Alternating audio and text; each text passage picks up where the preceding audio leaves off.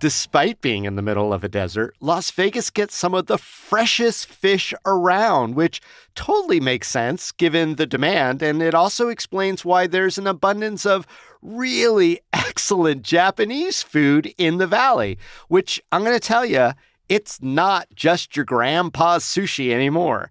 Today on CityCast Las Vegas, I'm here with food influencer Phil Tzeng, aka Las Vegas Phil.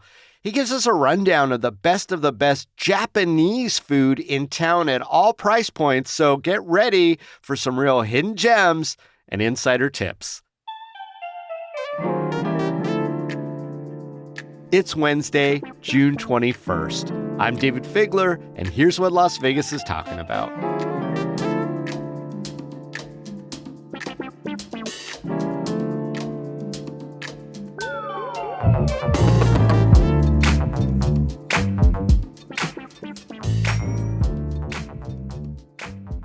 Phil Tzeng, a.k.a. Las Vegas Phil. Welcome back to CityCast Las Vegas. Thanks for having me back. Well, I'm glad I get my turn up with you because I am always interested in the food scene in Las Vegas, and you have such a depth of knowledge. And today we're going to be talking about Japanese cuisine. Absolutely. Japanese food is one of my favorite cuisines. I tell anyone and everyone that I can literally eat Japanese food, specifically sushi, 3 times a day, every day. I want to just kind of dig in here because Japanese cuisine has become a mainstay of Las Vegas, especially when it comes to high-end strip hotels. I mean, I'm thinking about Nobu, Mizumi at the Wynn, Yellowtail at Bellagio. Phil, when did Las Vegas cement its reputation as a high-end Japanese dining destination? That's a great question. I would say maybe early 2010s. Off the strip, it honestly started with Raku, which was Mitsuo Endo's foray into like a more of a higher end izakaya style food. Izakaya meaning like Japanese bar food. And then on the strip, I believe there were 2 places.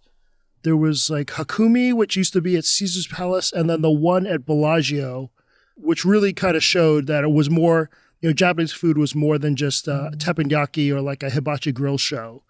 Right. And that was, famous in Las Vegas for a really long time. The very ornate, and used to be way more ornate, Benihana over at the property that's now called the Westgate. And it's still there. It's still running probably 50 years. That's a long time. Incredible. And that whole village area that they have set up is still a really fun place to go, especially with families. Hamada was the big local one in town. Lots of restaurateurs and a lot of the people that have been in the Japanese food industry in Vegas kind of got their start there. Well, Phil, let's explore all the things that Las Vegas has to offer in terms of Japanese food. And I want to hit every kind of price point. So let's start with our budget options. And just for listeners, let's start with $1 sign. What would you call the price range for $1 sign? And then what are going to be the best Japanese food picks in Las Vegas for that $1 sign? Absolutely. So I'm going to go with $1 sign is $20 to $50. Right off the bat, Hachi has to be on the top of the list. Hachi is one of the best izakayas in Las Vegas, located on Jones in the same plaza where District 1 is and Chubby Cattle. They're packed nightly and they're open. I love that they're open late nightly as well to 2 a.m. Great skewers, great small plates, and it's just an awesome place to have drinks and kind of chill out. What's another good dollar sign one? So many. My favorite ramen in Vegas, I get this question a lot, is Ramen Hashi, and that's on Spring Mountain. While their tonkatsu ramen, their pork-based ramen is not good, I really love their creamy chicken broth ramen known as the Tori Paitan. That is the must-have there. Noodles are great. They make them in-house, and you can get a bowl for, I think, like $12 starting at. Pretty no frills. They don't have like gyoza or karage or anything like that. It's really just you're in, you're out, enjoy your ramen. And that's such a great place. I don't usually go for the pork broth, so I am glad that that's a good tip. So there you go. Oh, so then, it's definitely one of the few places on Spring Mountain that uses non-pork broth. It's such an excellent place. Another one, an old school place, old school for Vegas, is Curry Zen. Ooh. Japanese curry is its own whole different thing.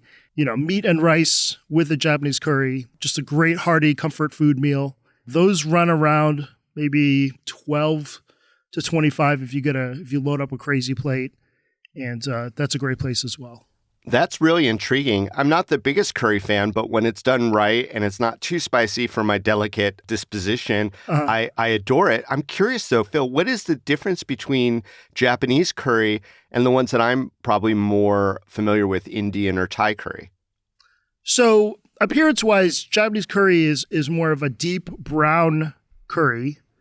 I think you're just gonna have to try it. Being a social media foodie, it's actually honestly one of the toughest foods to showcase on video because it doesn't look super appetizing. But it is. That's to me the definition of ugly delicious, and it's a great ugly delicious. Yeah, I love a great it. dish. Yeah. So what's the $2 sign range, and what are some of the best pops? Sure, most of the $2 sign range, I would say range between $50 and $100. A lot of sushi places in this price range. One that's really off the beaten path, but I mean, my favorite place for sushi in Henderson has to be Tokyo Boys. Chef Hiro over there works in like an old school looking 50s diner on Stephanie. Yeah, it's a restaurant at Stephanie. I believe it used to be a 50s diner. The outside still looks the same, but when you go in, you just have a sushi master at the counter just killing it nightly. Couple great values there are the chirashi bowl, which is a mix of sliced sashimi on sushi rice. I believe that's around $35, and that's a really good value. But really, when I go, it's all about making reservation at the counter, having Chef Hiro there, and just serving up the best cuts of fish around, primarily tons of tuna. And I would say that's going to be starting around maybe $85. Usually when I go, they take it a little over the top for me, so it might hit like $150 after tax and tip, but such an excellent restaurant, and to me the best sushi in Henderson. Wow, and I like that is way off, Strip or the Chinatown area. I like that all parts of the valley are kind of clicking in on it. Yeah, and I agree with you. I mean, when I go for sushi, it's the counter or I'll wait. I don't think there's anything that rivals the experience of just having that interaction with the sushi chef and kind of watching the process happen, because they are above and beyond everything else. They serve up great food, but they're artists in the way that they prepare this dish. So it's kind of like a little bit of a show too. Absolutely. I remember last time I was at Tokyo Boys, enjoying these masterful pieces of nigiri and some other Japanese dishes. Someone called in and asked if they made sushi burritos. And which is a thing. I've heard that expression. Which is a thing, but an Americanized thing. And the chef was traumatized that someone even asked. Oh no. He was frustrated and thought it was funny at the same time. Yeah. Well, good thing that person wasn't nearby. They might have gotten the business end of a sushi knife on that one. Right.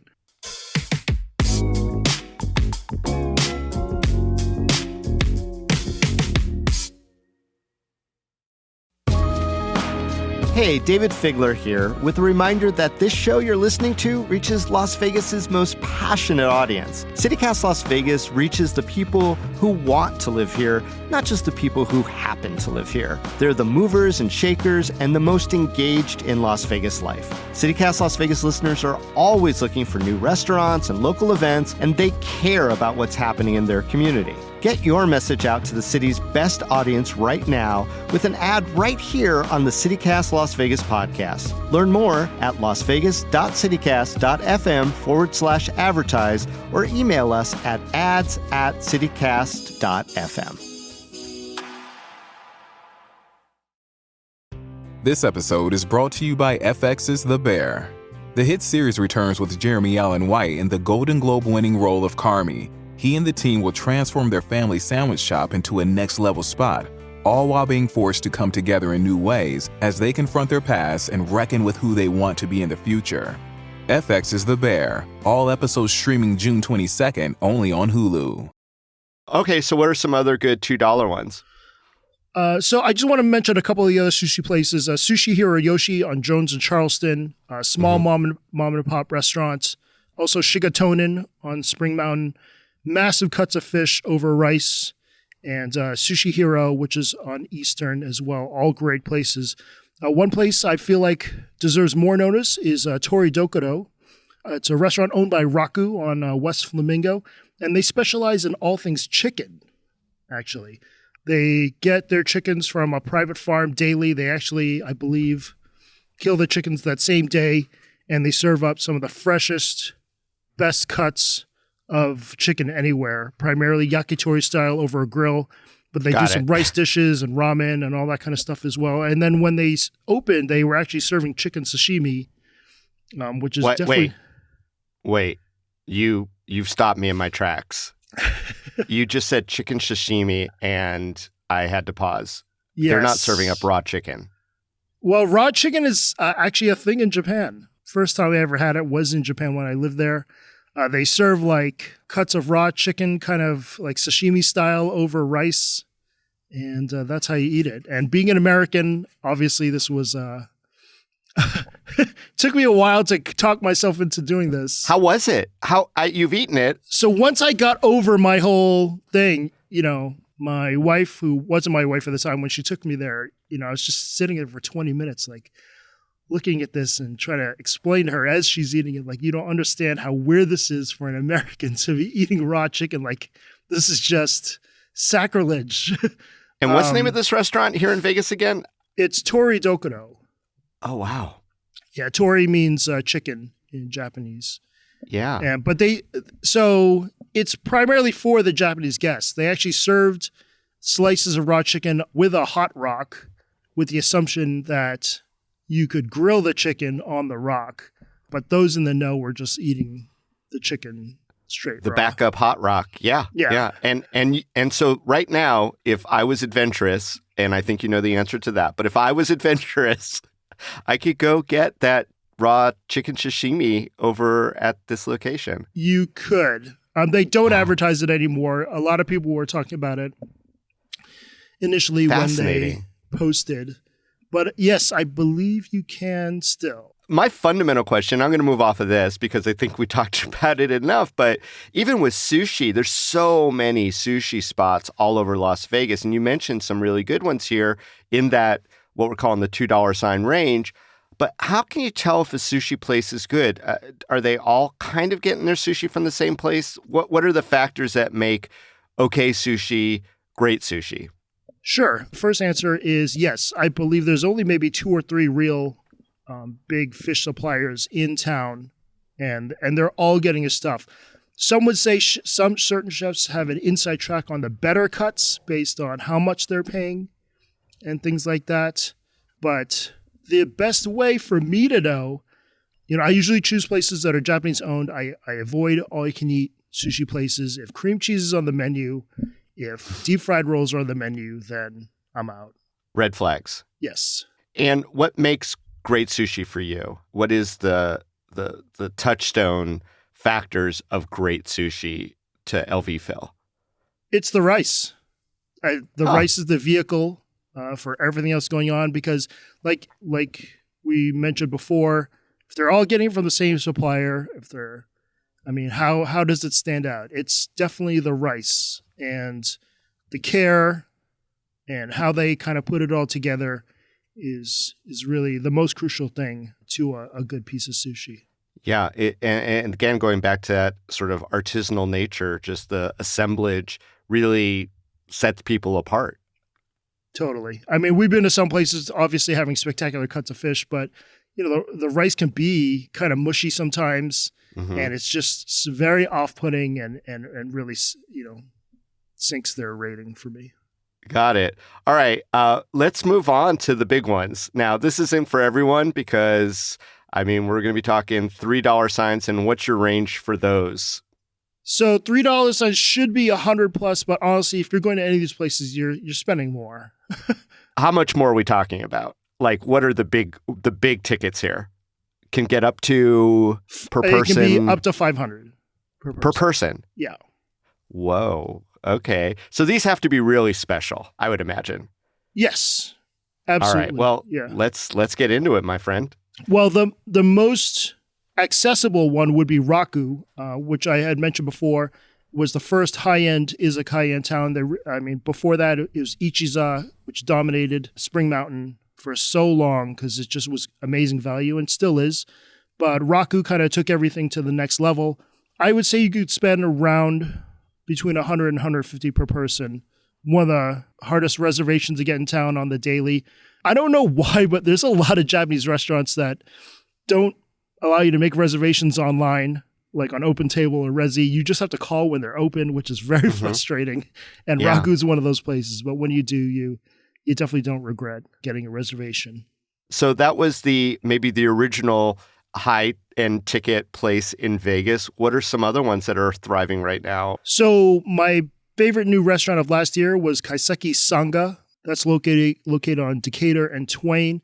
Kaiseki is kind of different than omakase. It's a multi-course dinner where they rely on seasonal ingredients, and they need to kind of adhere to an order of styles of food that they serve. For example, in Kaiseki cuisine, there's always a tempura course, always a meat course, always a sashimi course.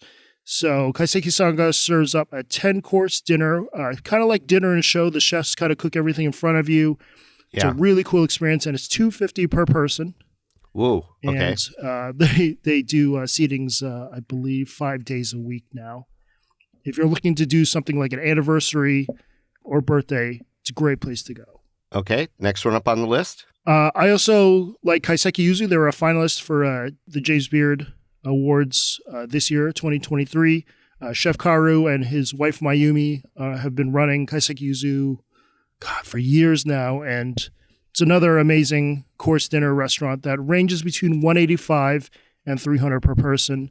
Okay. And then the ultimate one, if that's not enough, it's definitely Kame, located at the Lotus Apartments on Spring Mountain. Chef Eric is just, he's just killing it over there with just the best cuts of fish, the most amazing sushi dinner you could possibly have in town. And those start at $350 per person, but really the way to do it, if you're going to go all out, you might as well get the $500 level.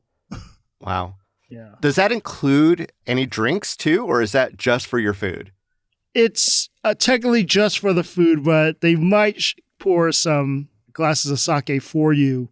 There's a lot of poker VIPs and gambling VIPs that go there where $500 is basically the small blind in their poker game. Right. So it's not that big a deal, but I have seen on several occasions where one of the ballers decides to treat everyone to drinks, buy the whole house drinks and things like that. So it's a timing thing to get your drink in as well. Right. But it technically does not include drinks. And if you're just walking in and have a couple drinks, you're looking around a $650, $700 dinner. Wow. And we're not talking about giant portions here. I mean, it's about an 18-course dinner. So it runs. Okay. So they might be small courses, but they just keep coming. Yes, absolutely. So it starts with maybe, they call it the Zensai, which is kind of like an array of appetizers. They have this one appetizer known as the jewelry box, which is like very elegantly layered chunks of like otoro, uni, caviar, that kind of stuff. And then they do like grilled Wagyu meats. There's a noodle course, there's a soup course, there's a bunch of other stuff before you get hit with a bunch of nigiri. It's around a 2-hour dinner. If you do the late seating at 8 o'clock, it turns into usually a 3-hour dinner. Wow. Phil, last question. What do you think makes Japanese dining unique in Las Vegas compared to other cities that have it? I think it's just the array of talent in town. Obviously, a lot of these chefs got their start on the Strip, and so much talent has kind of bled out into the burbs. And I think that's really what kind of sets it apart. Also, the proximity to everything. You go to LA, you're driving an hour between top sushi restaurants where most of them are about 15 minutes away from my house or less. And it's nice. It's just amazing to have this kind of, have these options just so readily available to you. And that's really what makes Vegas so special is just the sheer amount of restaurants that are so good in a close proximity. LV Phil, thank you so much for coming back and sharing all that great food knowledge here on CityCast Las Vegas. Yeah, I appreciate it. Japanese cuisine is one of my favorite topics ever. It was really fun talking to you, David.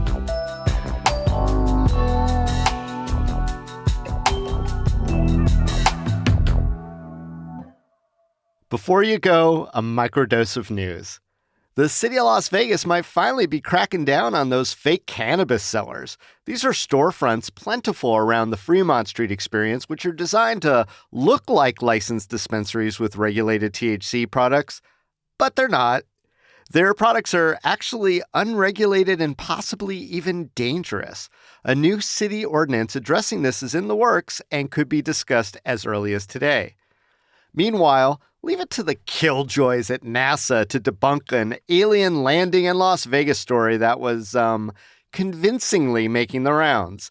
It all goes back to May 1st when some Metro Police body cam footage revealed a flash of light in the sky and some local residents who called the police to report 10-foot beings in their backyard.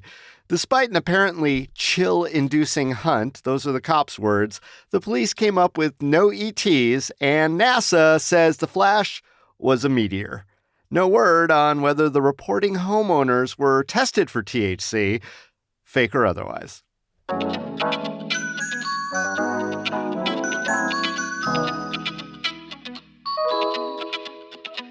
That's all for today here on CityCast Las Vegas. If you enjoyed the show, give us a star rating wherever you listen. And don't forget to subscribe to our morning newsletter, which is quickly becoming a source for lots of your fellow Las Vegans to start their day. We'll be back tomorrow morning with more news and stories from around the city. Take care.